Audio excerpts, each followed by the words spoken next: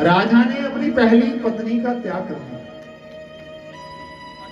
जब पहली पत्नी का त्याग किया और उन्हीं के घर में आज ध्रुव का प्राकट्य हुआ। बोलिए ध्रुव भक्त की। ध्रुव जी का प्राकट्य हुआ और माता और बेटा दोनों और पिताजी ने अब अपनी पत्नी को तो घर से निकाल दिया। अब शास्त्र जो कहते हैं कि आप किसी चक्कर में ना पड़ो, सबसे पहले शास्त्र कहता है तुम्हारे गुरु कौन है? माता। कौन गुरु है?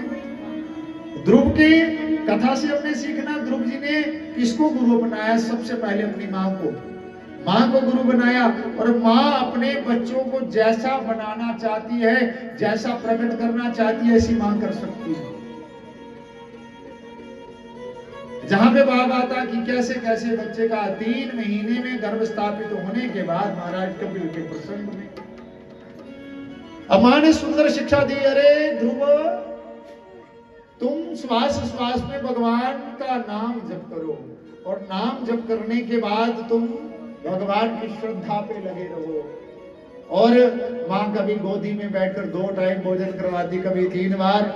आज मां अपने बच्चे को सुंदर शिक्षा दे। क्या?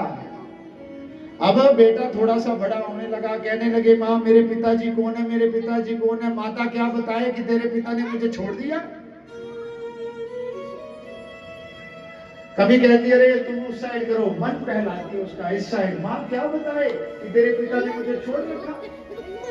आज जैसे करने लगे तो एक दिन कहने लगा मुझे मां मेरे पिता का कहां है? सब पूछते हैं, मैं क्या जवाब दूं? तो आज कहा तुम्हारे पिता नाम राजा उतानपाद है। कौन है? उतानपाद। उतानपाद गद्दी पर बैठे और गद्दी पर बैठने लगे। जैसे ध्रुव महाराज दौड़ते दौड़ते अपने पिता की ओर जाते गए, जाने पर आए और पिताजी ने भी अपने हाथ बढ़ाए और पुत्र ध्रुव को जब बुलाए पिताजी, तो जैसे गद्दी पर बैठने लगे तो सुरुचि माता ने डांट फटकार लगाई। अरे ध्रुव, इस गद्दी पर बैठने का अधिकारी तुम नहीं है। कौन बैठ सकते? कहते मेरा पुत्र नहीं है। कहते हाँ तुम पुत्र हो, इस गद्दी पर बैठने के लिए जितना जरूरी तेरे पिता का होना है, इतना जरूरी तेरा मेरा मां होना भी जरूरी है। क्योंकि इस गद्दी पर बैठना चाहते हो तो जाओ नारायण की तपस्या करो। नारायण भगवान जब प्रसन्न होंगे तो वरदान मांगने के लिए कुछ कहेंगे, तो बस एक ही प्रश्न करना कि हे नारायण भगवान, जब मुझे जन्म देना सुरुचि माता के गर्भ से देना। जब सुरुचि माता के गर्भ से जन्म होगा तभी से राजगद्दी पर बैठ सकेगा। बच्चा रोते रोते आ गया। जब रोते रोते आया, क्या कहे? मां के पास गया। मां क्या मेरे पिता नहीं है? मेरे पिता की गद्दी नहीं है, मैं बैठ नहीं सकता। अब बेटा विलाप करे, किसको बताए किसको सुनाए, मगर आज गद्दी पर नहीं बिठाया। जब नहीं बिठाया तो आज महाराज ध्रुव रोता मां के पास आया। मां तेरे में ऐसी कौन सी कमी है जो मैं उस राजगद्दी पर नहीं बैठ सकता? सुरुचि मां में ऐसी कौन से गुण विद्यमान है जो मुझे उसने तुम्हारा अपमान नहीं किया, स्वयं नारायण भगवान का अपमान कर दिया। जिस गर्भ में कहते हैं कथा क्यों सुनते हैं? अरे भगवान, इस अवागमन से छुट्टी हो जाए, बार बार आने जाने से छुट्टी हो। उसने क्या कहा? अगर इस गद्दी पर बैठना चाहता है, नारायण भगवान की पूजा अर्चना कर। जब वो खुश हो जाएंगे, वरदान देने के लिए कहेंगे, तो एक ही बात कहना कि सुरुचि माता के गर्भ से जन्म देना। शास्त्र क्या कहता है? गर्भासु सदा दुखम ना भूतो ना भविष्यति। जितना गर्भ में बच्चे को दुख होता है, इतना कभी भी दुख नहीं होता। आज बच्चा रोता बिलाता बिलकता महाराज मां के आगे रो रहा है। मां क्या बताए, क्या उसको चिंतन करवाए? तो जब उसने कहा अरे सुरुचि माता ने कोई गलत नहीं कहा, सही कहा, सत्य तो यही है, इस समाज क्या देगा तुम्हें? पिता कौन, माता? अरे उसने बहुत अच्छा मार्ग दिया। जो मैं तुम्हें ध्रुव 5 साल में नहीं दे सकी, वो तुम्हारी सुरुचि माता ने 1 मिनट में ज्ञान दे दिया। जो तुम्हें कल नारायण की तपस्या करनी है, परसों करनी है, आज से ही तपस्या शुरू कर दे। जब आज से तपस्या शुरू कर देगा, जब नारायण भगवान प्रसन्न होंगे तो उसी से वरदान मांगना।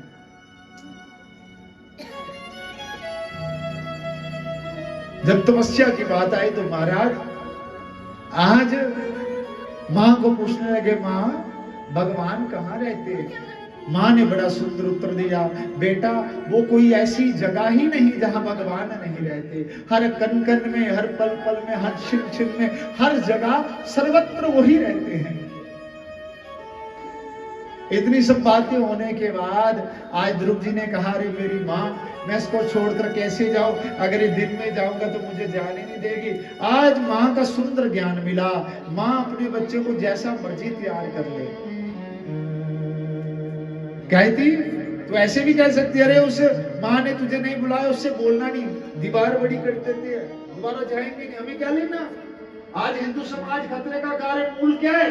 यही खतरे का कारण है, बस तुम्हारे पास 4 टका आ गया, तुम्हें किसी की जरूरत नहीं। अरे मिट्टी के पुतलों, जहां समाज जो तिरंगे का झंडा गोल चक्कर है, वो भी एक दूसरे के साथ जुड़ाए, समाज अकेले नहीं चलता। समाज को हर बंदे की जरूरत चाहिए।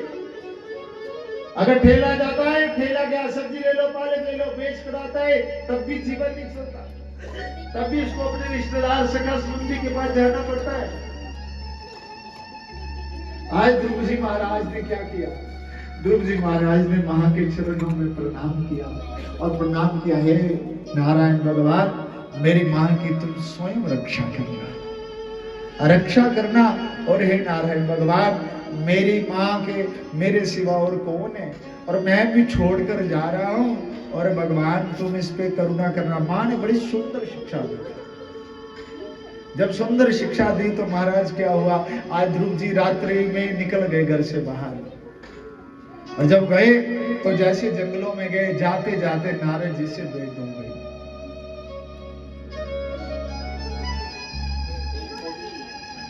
जैसे जंगल में गए तो महाराज ध्रुव जी जैसे गए तो नारद जी का मिलना हुआ। नारद किसको कहते हैं? नारद ज्ञानम ददाति इति नारदः, जो हमें ज्ञान दे उसे नारद कहते हैं।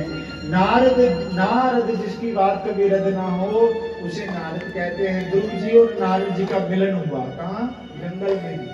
तो नारद जी ने हंसते हंसते पूछा, अरे किसके बेटा हो? जब किसके बेटा हो तो ध्रुव जी ने कहा, राजा उतानपाद के बेटे हैं, और संतों को देकर प्रणाम किया। कहां जा रहे हो? अरे भजन करने जा रहे हैं महाराज जी, भजन। कह रहे वन में भजन नहीं होगा, वन में भगवान नहीं मिलते।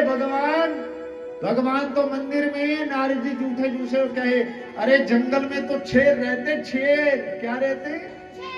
शेर रहते हैं। जैसे निकलोगे सुबह सुबह नाश्ता कर जाओगे, अरे बच्चा तुम जाओ घर मां के पास रहो। तो ध्रुव जी ने, मां ने जो पढ़ाया था, गुरु जी ने पढ़ाया था, एक गुरु जी ही कहते हैं, अरे बच्चा तुम भगवान का भजन कर, भगवान का चिंतन कर, धर्म के कार्य कर। बाकी तो आज जो समाज है वो आप सब जानते हैं, मुझे बताने की जरूरत। एक सदगुरु ही होते हैं जो अपने भक्तों को कहते हैं, अरे तुम भगवान का भजन, अपन मोक्ष की ओर जा रहे। क्या क्या नहीं है किसी भी तरह से। आज जैसे कहने लगे, अरे मेरी माँ ने कहा है शेर में भी परमात्मा है, चीते में भी परमात्मा है, हर कण में परमात्मा है। तो नारद जी ने कहा, अरे विश्वास पक्का है, पहली पौड़ी मजबूत है। दूसरा पूछने लगे,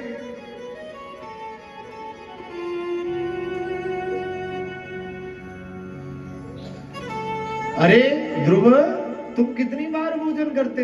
अरे महाराज मेरी मैया जब भी मुझे गोदी में बिठाती, मैं इतने ही बार भोजन कर लेता हूं। तो कहते जंगल में तेरी मां नहीं रहती, कैसे करोगे? तो नारद जी ने बड़ा कहा कि इसका कैसा विश्वास कैसा है। जब विश्वास की बात आई तो ध्रुव जी ने बड़ा सुंदर जवाब दिया, जब दांत नहीं दियो तब दूध दियो, अब दांत दियो कशुओर भी दे। जब दांत नहीं थे मेरे तो स्तन से मां ने दुग्ध पान करवाया, और आज दांत दिए उसने खाने की भी व्यवस्था की है। गुरु लोग जो होते थे पहले अपने भक्तों की परीक्षा लेते थे, फिर चेला बनाते थे। ऐसे नहीं मिलता था मंत्र। आटा पानी शानकर गुरु मित्र।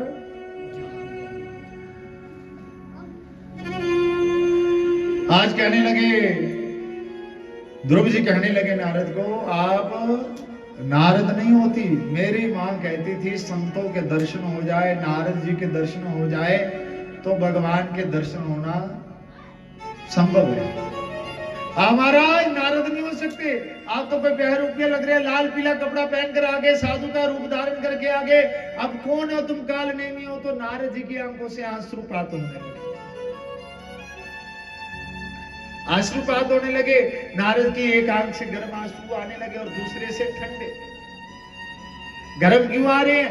नारद जी के मन में गलानी हुए, ईश्वर ये ऐसा बालक मुझे चेला मिला, अगर आपके दर्शन ना हुए, आपसे मिलन नहीं हुआ तो मेरा ये भगत रह जाएगा। और दूसरे से ठंडे, अरे ऐसा शिष्य मिलना मेरे लिए बड़ा सौभाग्य की बात। इतनी सब बातें होने के बाद आज मंत्र दिया, ओम नमो भगवते। बोलो, आप सबने मंत्र लिए, मैं नहीं मंत्र देता है।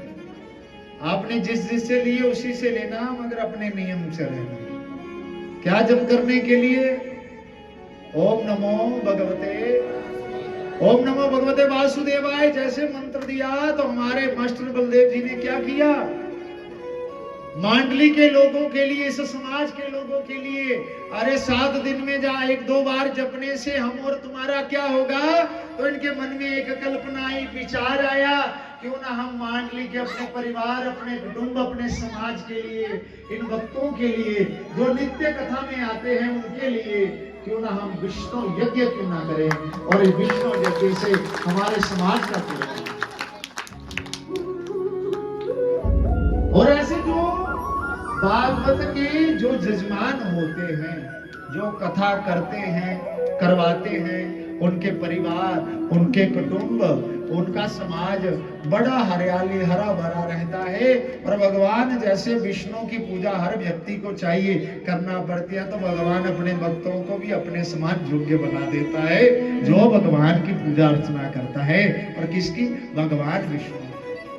तो आज ध्रुव जी ने ओम नमो भगवते वासुदेवाय, ये वैदिक मंत्र है, तो हम इसको किस पे चले जाए?